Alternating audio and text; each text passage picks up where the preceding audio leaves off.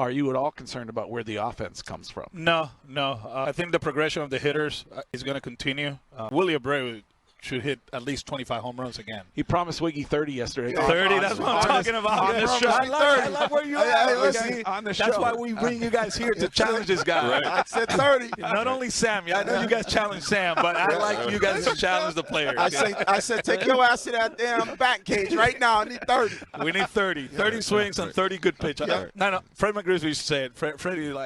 Freddie hit 30 and drove in 100 for I don't know how many years.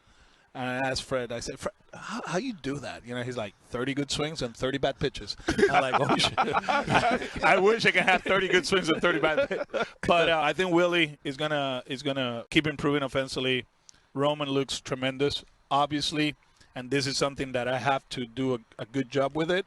Like, I know the expectations are way up there, but there's a progression. It's his first full season in the big leagues. Like, he's gonna go through up and downs. Hopefully he doesn't go through downs, but he should hit. Darren looks tremendous. Wilson will hit. He'll hit homers. And, I think Caleb at Fenway, he's going to take advantage of the Green Monster. So we might not have two guys hitting 40, but there's a lot of guys that are going to hit 20. I know the projections are the projections. Yeah. I do believe we have guys that are going to hit 20 home runs, and we're going to be in a good spot. So, Alex, we talk a lot about analytics over the course of the season, but one element of the game of baseball that is still, I think, resistant to just using computers is when and where to bring guys up. And you did a phenomenal job, we've talked about it in the past, in 07, of keeping the second base warm for Pedroia's inevitable arrival. How do you go into figuring out Mayer in, obviously Roman Anthony last year, and when to bring guys up, and how much of that is a decision that you're making? What goes into it with Craig and the rest of the organization? Yeah, we talk about all the kids, right? And last year,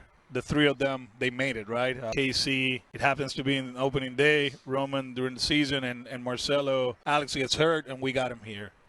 It's a combination of a lot of things, understanding that AAA level now is a lot different than in the past. The gap between AAA and the big leagues is huge. You're playing 6 games in the same city, you're facing the same guys over and over again, and it's like a comfort zone. It's not the big leagues. If you ask the kids, what's the difference between big leagues and the minor leagues besides the talent, right?